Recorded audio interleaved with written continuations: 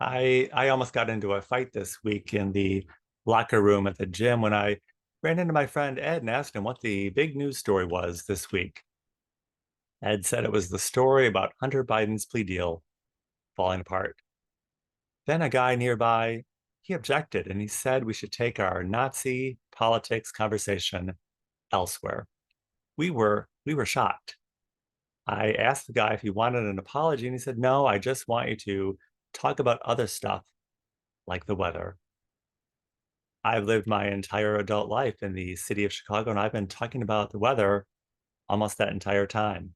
But in the locker room, not so much. Michelle Obama said she didn't accept the excuse that it's all just locker room talk because she didn't know any men who talked that way. I'm not sure how much time Michelle Obama has spent in the men's locker room, but if you don't have any balls, then maybe you should stay out of the locker room. Welcome. Welcome to Conservative Coffee Hour.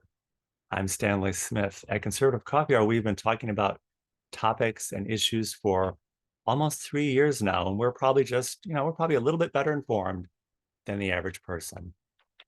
Our political operatives keep reminding us that it's all about winning elections, and that sounds right. But part of what we've learned is that's kind of part of the false narrative. We're more than just voters being indoctrinated into the mindset that our role is simply to vote for the next candidate is it's like just talking about the weather.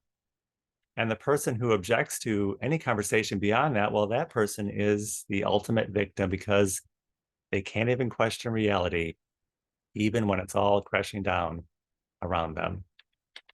If you're not watching the news, it's amazing how much news you can follow without even trying because these stories just keep popping up over and over again. I was at a business development meeting this week at Chicago's Four Seasons Hotel. The presentation was like something out of the Communist Manifesto. They were promoting urban renewal all over again. If we just close in Michigan Avenue and make it more pedestrian friendly and spend a lot of money on new planters, presto changeo, we'll have economic revitalization. Everyone nodded and applauded at the pretty pictures on the screen. But later, according to my friend Deborah, in the ladies' powder room at the Four Seasons, the real debrief session started with the ladies pulling the plan apart. It was like a modern day version of The Women by Claire Booth Luce.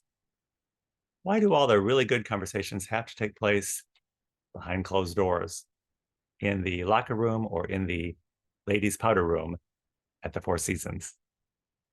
In the meantime, back at the ranch, crime, taxes, population loss are the stories that we can't talk about in polite society.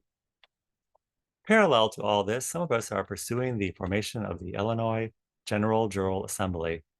Other states are doing the same.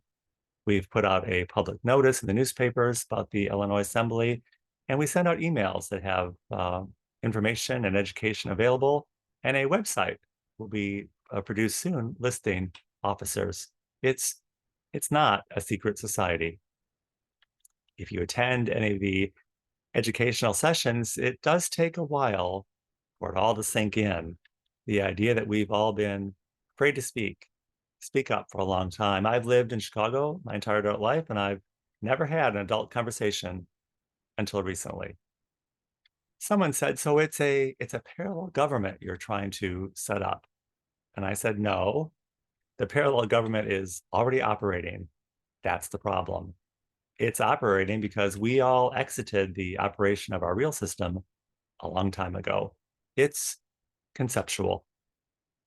Yes, we are voters, but we have three votes. We vote for candidates, then we have a second vote as they continue to represent us on our behalf. And then our third vote is the opportunity and mechanism to form a jural assembly to petition for the removal of these people for dereliction of duty if they fail to represent us. It all sounds pretty simple, kind of. And we should be able, more importantly, to talk about it. Paul Engel described where we are right now like a giant rubber band.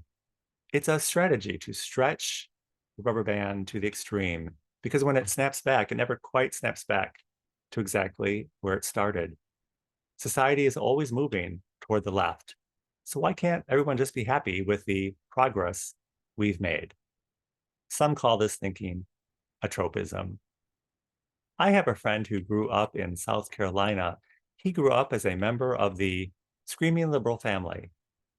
And when he moved to Chicago, he learned that he was an arch conservative. We do. We have our conservative hour and we talk our locker room talk, but truth is we're all liberal here and we all need to get over it. We all have our beliefs, which are basically placeholders for what we don't know. When we experience something that contradicts our beliefs, we have the opportunity to learn and grow or get angry. This country was founded by a small group of people for everyone.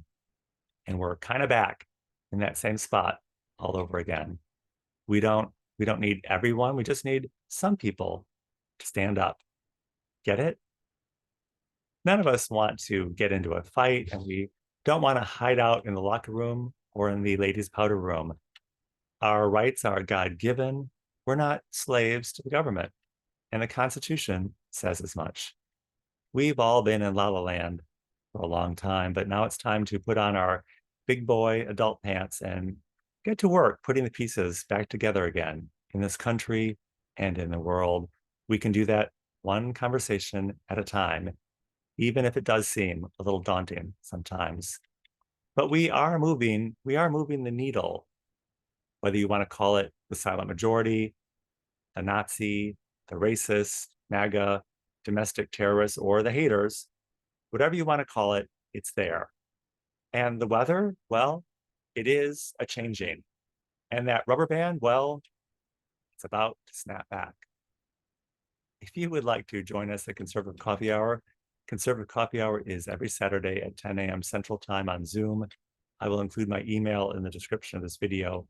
I'll be happy to send you an invitation. And I look forward to seeing you very, very soon.